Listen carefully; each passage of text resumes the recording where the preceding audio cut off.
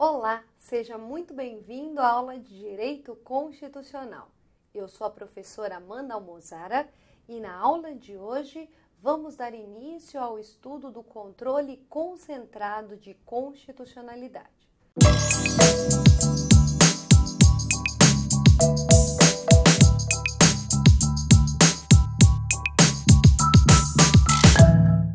Muito bem, vimos então em aulas anteriores que o controle de constitucionalidade pelo Poder Judiciário, que é a regra no repressivo, pode se dar de duas formas. No sistema difuso, qualquer juiz ou tribunal, num caso concreto, declarando a inconstitucionalidade como pano de fundo, sem restrição inclusive ao ato que pode ser federal, estadual ou municipal.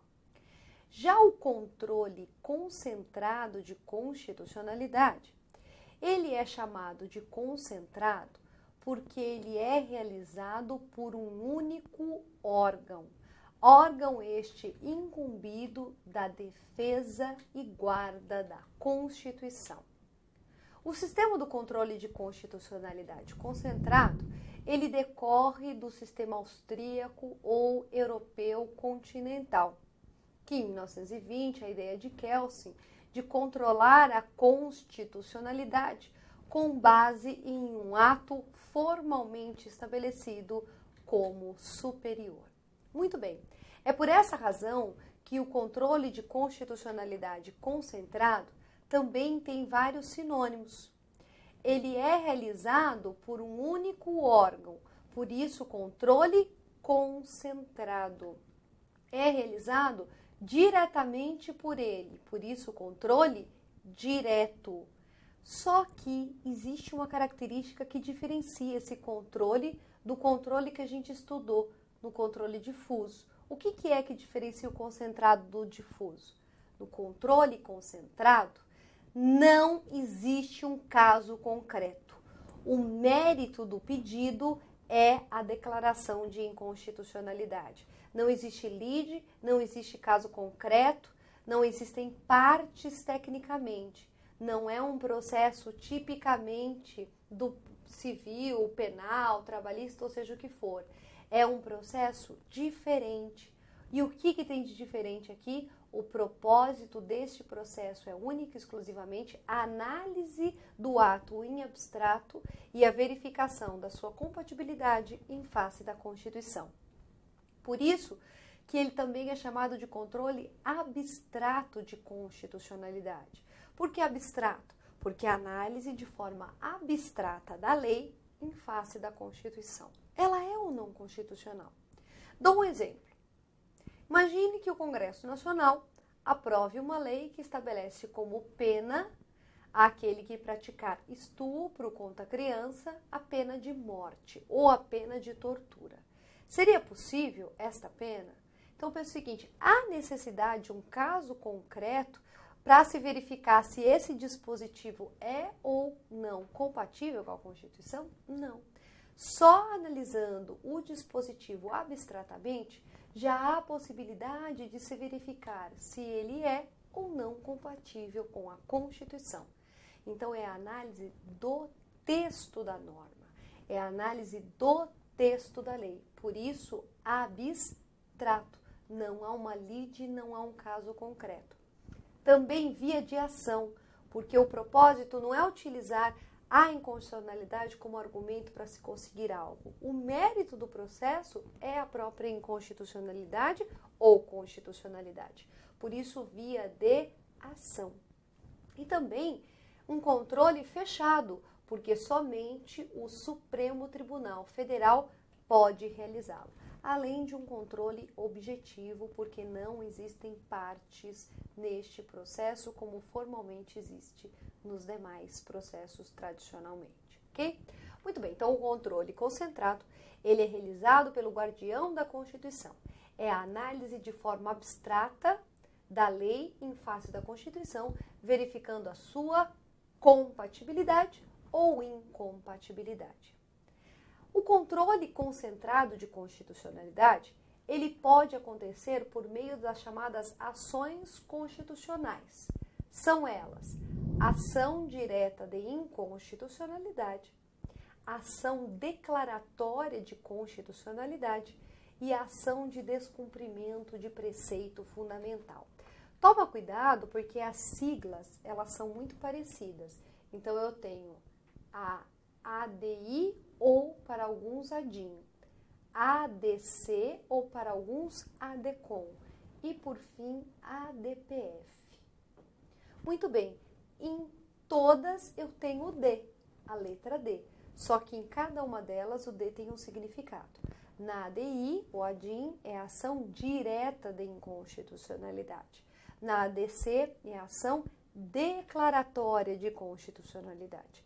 E a ADPF, o D é de ação de descumprimento de preceito fundamental. Eu costumo brincar que a ADIM é a ação dos pessimistas e a ADC é a ação dos otimistas. Por quê?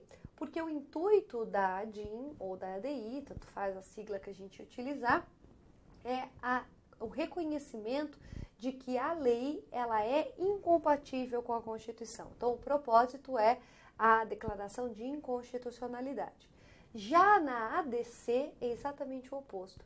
Eu quero que seja confirmado pelo órgão guardião da Constituição de que a lei é constitucional, confirmando uma presunção. Porque a partir do momento que a lei está vigendo, presume-se que ela seja constitucional, porque ela passou por todo um processo legislativo e que, inclusive, houve controle de constitucionalidade lá. Para que esta lei, literalmente, seja confirmada como constitucional, aí eu preciso de uma ADC, numa presunção absoluta. Ou para que, no inverso, seja quebrada essa presunção, há necessidade de uma ADI, numa ação direta de inconstitucionalidade. Depois a gente vai falar da DPF, do seu cabimento e quando que deve ser utilizada esta forma de ação. A ADIM, por sua vez, tem subespécies. Temos a chamada ADIM genérica, temos também a ADIM interventiva e temos a ADIM por omissão. Então, ADIM genérica, ADIM interventiva e ADIM por omissão. De todas essas ações, a ADIM e nas suas espécies, a ADCOM e a ADPF, somente uma não vai seguir a regra do tema que a gente explica agora, que são os legitimados para ingressar com essa ação, certo? Muito bem. Via de regra, os legitimados para entrar com as ações ADIM, ADCOM e ADPF são os previstos no artigo 103 da Constituição.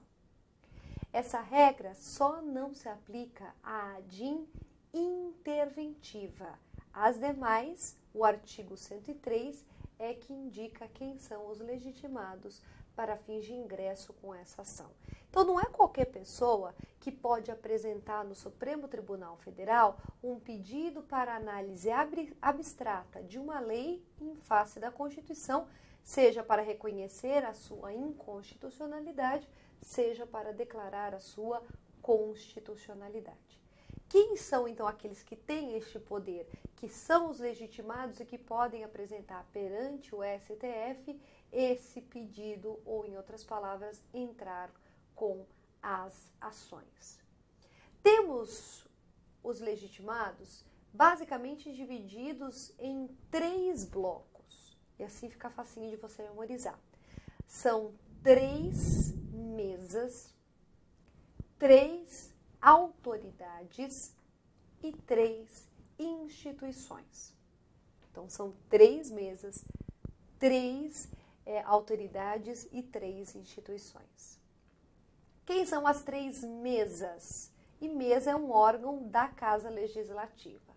São elas: mesa da Câmara dos Deputados. Então, não é o deputado, é a mesa que pode. Mesa do Senado Federal. Então, das 2 casas do Congresso Nacional, Câmara e Senado. Mesa da Câmara, mesa do Senado. E também a mesa do Legislativo Estadual, ou seja, a mesa da Assembleia Legislativa ou da Câmara Legislativa do Distrito Federal. No DF, o legislativo tem um nome diferente, chama Câmara Legislativa, mas ali tem as mesmas prerrogativas, o mesmo status. Então, mesa da Câmara, mesa do Senado e mesa da Assembleia Legislativa ou da Câmara Legislativa do DF. Quem são as três autoridades? Presidente da República, governador de estado ou DF e o Procurador-Geral da República. Repetindo, presidente, PGR, que é o Procurador-Geral da República, chefe do Ministério Público da União, e o governador de estado ou também do DF. E quem são as três instituições? São elas: Conselho Federal da OAB, partido político com representação no Congresso Nacional e confederação sindical ou entidade de classe de âmbito nacional. Ok? Então, 3. Confederação Nacional da OAB, partido político com representação no Congresso Nacional e confederação sindical ou entidade de classe de âmbito nacional. Ok? Então, são 3 autoridades, 3 mesas, 3 instituições. Cuidado! Dentro de cada um desses 3 blocos, existe um deles que vai ser diferente. Por quê? Porque dentre os legitimados, nós temos os legitimados universais e os legitimados especiais, ou também chamados de interessados. O que diferencia um legitimado especial de um legitimado universal? A diferença entre eles consiste na chamada pertinência temática. O que é a pertinência temática? Pertinência temática nada mais é do que a relação que aquele que está entrando com a ação deve mostrar no que tange o interesse que ele está defendendo e a norma que ele está questionando. A ideia básica é assim: por que você está entrando com esse pedido? Qual é o interesse que você defende e qual a tua relação com a norma questionada? Então, são esses 2 pontos. Se há necessidade de analisar qual é o seu interesse estar aqui e qual é a sua relação com a norma questionada, existe a análise da pertinência temática. Se não há necessidade, não existe, portanto, há uma legitimidade universal. Então, todos aqueles que devem apresentar uma relação de causalidade entre o interesse defendido e a norma questionada devem demonstrar pertinência temática, portanto, são legitimados especiais. Aqueles que não precisam demonstrar qual é a relação entre o interesse que eles defendem e a norma questionada, por que você está aqui? Né? Qual que é o teu interesse estar aqui? Se ele não precisa, ele é chamado de legitimado universal. Quem são os legitimados universais e os legitimados especiais? E aí que fica a dica. Não são 3 grupos? Dentro de cada um desses grupos, eu tenho um deles que vai ser legitimado especial.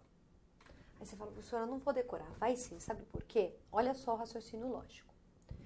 Só existe necessidade de demonstrar pertinência temática quando a legitimidade está ligada ou à questão restrita ao interesse defendido por região ou por categoria ou classe. Ok? Explico. O governador do Rio Grande do Sul defende os interesses de quem? Do Rio Grande do Sul. O governador do Espírito Santo defende os interesses do Espírito Santo. Os parlamentares da Assembleia Legislativa de Goiás defendem os interesses de Goiás. Ou seja, quando estamos falando do âmbito regional, estadual, tem que haver uma ligação, um liame, um nexo de causalidade entre o interesse defendido e a norma questionada. Por que que Minas vai questionar algo que não tem impacto em Minas, mas sim tem impacto em Pernambuco? Não tem sentido, não tem pertinência. Então, das mesas, mesa do Senado, mesa da Câmara ou mesa da Assembleia Legislativa, qual que você acha que tem legitimidade especial, que tem que demonstrar porque está lá? A mesa da Assembleia Legislativa, porque está em âmbito regional. Tem que ser algum interesse ligado àquela região, àquele estado. Dentre as autoridades, presidente da República, governador e PGR. Quem tem que demonstrar? O governador, porque está atuando em âmbito regional, tem que demonstrar a sua relação. E entre as três instituições, Conselho Federal da OAB, Partido Político com representação no Congresso Nacional e Confederação Sindical ou entidade de classe de âmbito nacional. Você acha que a OAB defende interesse só de advogados? Função essencial da justiça? Não. Será que o partido político é só quem ele representa? Não. Portanto, quem sobra? A confederação sindical ou entidade de classe de âmbito nacional? Porque esses sim defendem categoria ou uma parcela ou um grupo de pessoas que de alguma forma tenham um interesse comum. Então, quem são os legitimados especiais? Mesa da Assembleia Legislativa, governador de estado ou do DF e confederação sindical ou entidade de classe de âmbito nacional. Os demais todos são legitimados universais, ou seja, não há necessidade de mostrar o interesse defendido e a norma questionada, qual é a ligação no caso concreto.